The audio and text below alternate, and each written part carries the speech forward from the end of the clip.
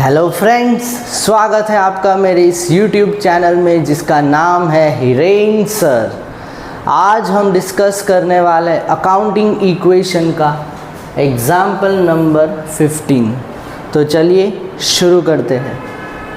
1 अप्रैल 23 को राम ने business start किया है। कैपिटल 2 lakhs, यानी इसको आप C लिख सकते हो।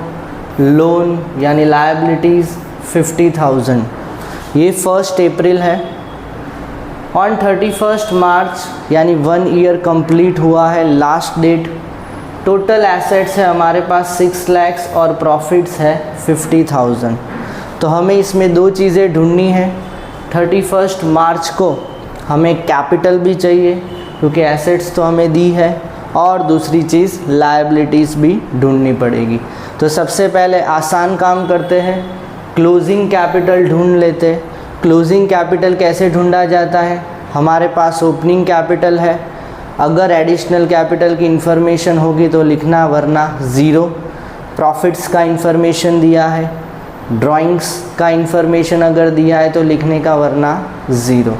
तो इस सब में हमें ओपनिंग कैपिटल दिया हुआ है, दैट इज़ 2 lakhs। तो हमने यहाँ पे 2 lakhs लिखा। दूसरी चीज़ हमें जो दी है वो है प्रॉफिट्स, तो यहाँ पे 50,000 लिखना है प्रॉफिट्स। तो 2,50,000 इज़ द क्लोजिंग कैपिटल। अभी आप बोलोगे कि सर ये एडिशनल कैपिटल भाई क्वेश्चन में दिया ही नहीं है तो हमें ज़ीरो मानना पड़ेगा। ड्राइंग्स क्वेश्चन में दिया ही नहीं है इसलिए हमें ज़ीरो मानना पड़ेगा। तो ओपनिंग कैपिटल और प्रॉफिट्स दो चीज़ें यहाँ पे लिखनी है, 2 lakhs प्लस 50,000। तो ये क्या आ गया हमारे पास? ये है क्लोजिंग कैपिटल।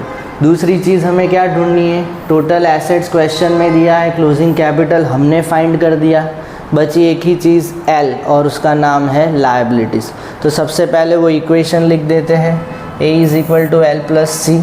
L हमें पता नहीं है तो C को इस तरफ लेके आओ, प्लस का माइनस, A - C यानी 6 lakhs माइनस 2,50,000, यानी एक्सटर्नल लायबिलिटीज़ है 3,50,000। तो दो चीज़ें ढूंढनी थी, क्लोजिंग कैपिटल और क्लोजिंग कैपिटल के बेस पे एक्सटर्नल लायबिलिटीज़।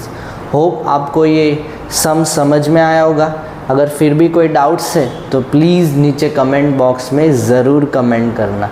फ़िलहाल आज के लिए बाय।